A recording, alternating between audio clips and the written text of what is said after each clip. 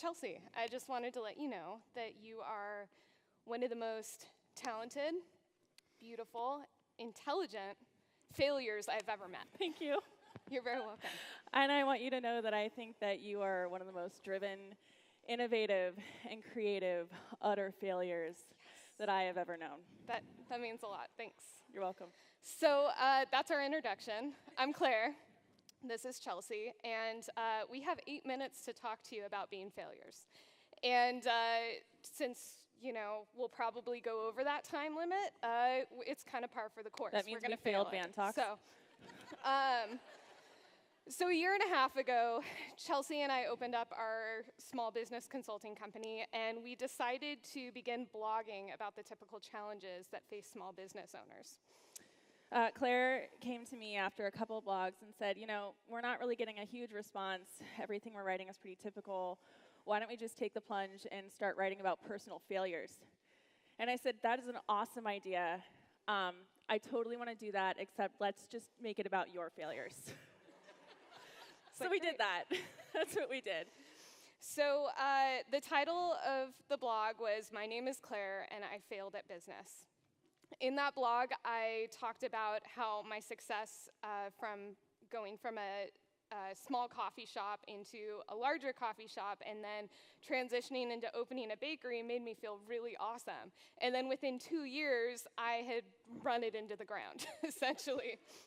And if you've lived in Vancouver for very long, you were probably pretty impressed with my stunning faceplant into commerce.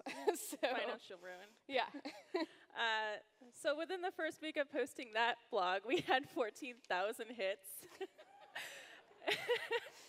So glad it was her name, not mine. I know. It's awesome. And a year and a half later, after we posted it, we got invited to speak at the Portland Women's Center for Leadership as failures. And then a year and a half later, now that blog post sits at just over 1.1 million views. Just crazy. No, it's not awesome. Of all the things you don't want to go viral. That was it. So what we learned from that post specifically was, one, people are masochistic and they like to laugh at failures. But based on the actual reaction we got from that and the way that people related to it, we learned that in a world like right now where it's social media saturated and everyone is seeing everyone's highlight reels, everyone is really aching to know that they're not alone in failing. That's really important. And so we thought, okay, well, why aren't more people writing about failure, myself included, because, I've never failed. Of course, No, I have. But why are people so afraid to do that, myself included? And we came to the conclusion that failure is saturated in shame. And shame makes you small, and shame makes you want to have people look over you. You don't want anyone to know that this thing that you did and that you tried and that you put all this energy into, it didn't work. And at which point we had to question, so why is failure so bad? Is it really that bad? So we had to look at the other side of that. What is the definition of success? So let's take a minute to define success. In Vancouver terms and in small business terms, I think we can all agree that when the first thing you think of is money, financial success. And I'm going to tell you, if your goal in small business is to immediately obtain financial success, settle down, get comfortable, and just be one with the word failure. Because if you feel the success, that success is becoming rich, don't open a business in Vancouver. Just don't. Don't do it. What we'd like to propose is kind of a different view of success, gleaned from failing spectacularly, and quite publicly in my case.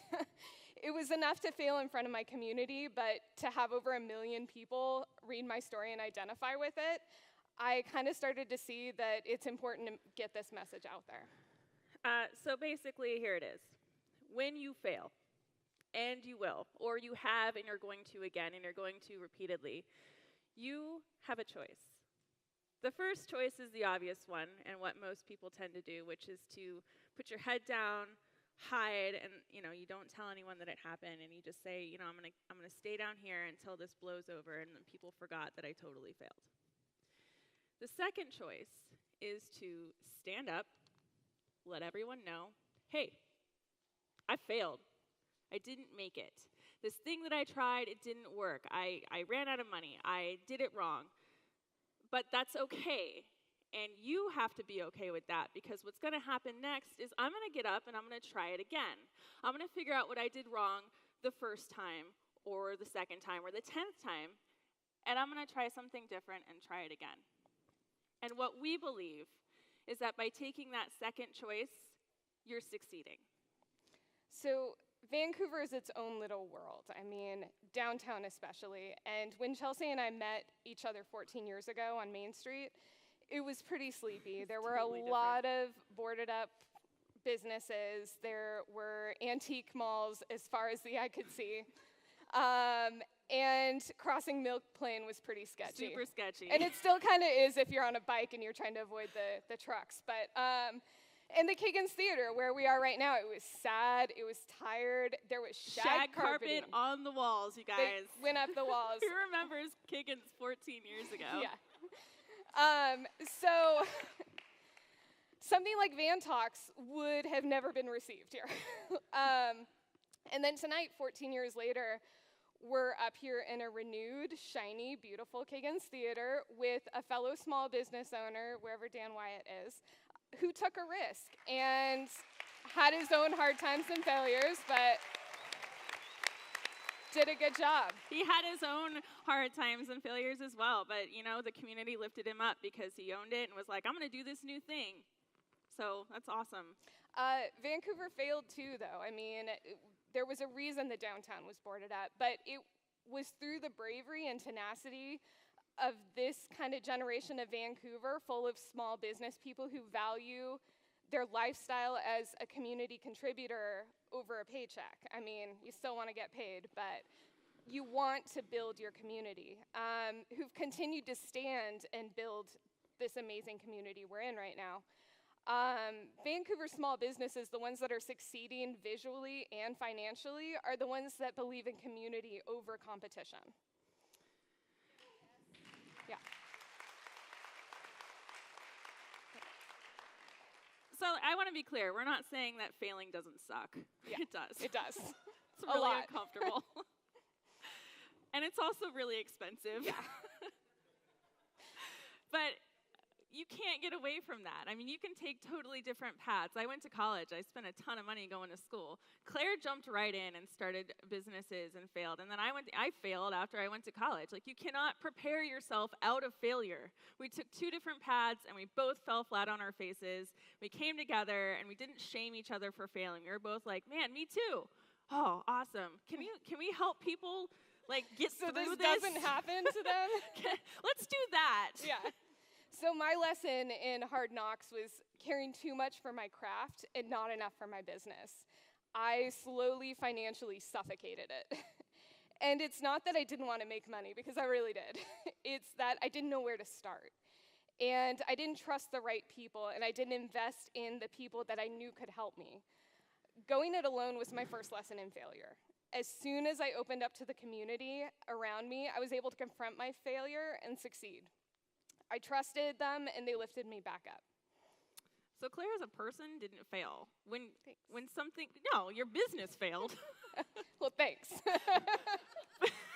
But as a human being, you're still Claire. Yes. Your plan failed, or your practice failed, or you marketed fancy pastries to the wrong demographic, or, I don't know, you opened a bakery during a recession. Yeah, you calculated your costs incorrectly. Or you trusted the wrong business partner. You had a bad accountant. You did your taxes wrong. You got passed over for a promotion. You failed algebra 4 times in high school. But she got a degree in physics. I got a degree in physics, you guys. Yeah. I could have used Ame's app, probably. So sometimes you fail due to consequences that have nothing to do with you, too. Economy, whatever. Sometimes the economy crashes. Sometimes things are totally out of your control, and you end up failing anyway, and you still have to own it. Yeah, and any number of small factors that don't define you as a person, but present an opportunity for improvement, caused the demise of your current venture. But as a person, you tried something daring, brave, and different. You did it in spite of the fear, and you put in the hours of work and love. You gave it your all, and it didn't quite make it. That doesn't make you a failure. That makes you more prepared for the next bold venture you decide to make. More prepared to accept failure, but also success. But only if you are embracing of your failure, you learn from it, and you choose to stand up and say, I failed, but I'm going to try it again, and succeed in that moment. So what we want you to take away from this, more than anything, is that it is your choice after you fail, and you will, to hide in shame or to stand up and say, all right, that happened. I'm going to try it again. Also, it's never, ever too late to reinvent yourself. I have so many past lives. Yeah. But it's Same here. And it's not too late, so long as you own it and you stand up and you say, I'm going to do it again. Mm-hmm. And that's success. So we want to part on these words with you. Failure is extremely important. It introduces you to a feeling that you never want to feel again. But maybe when you stop fearing it, you can become wise enough to greet it like an old friend who told you the truth when no one else would. Thank you.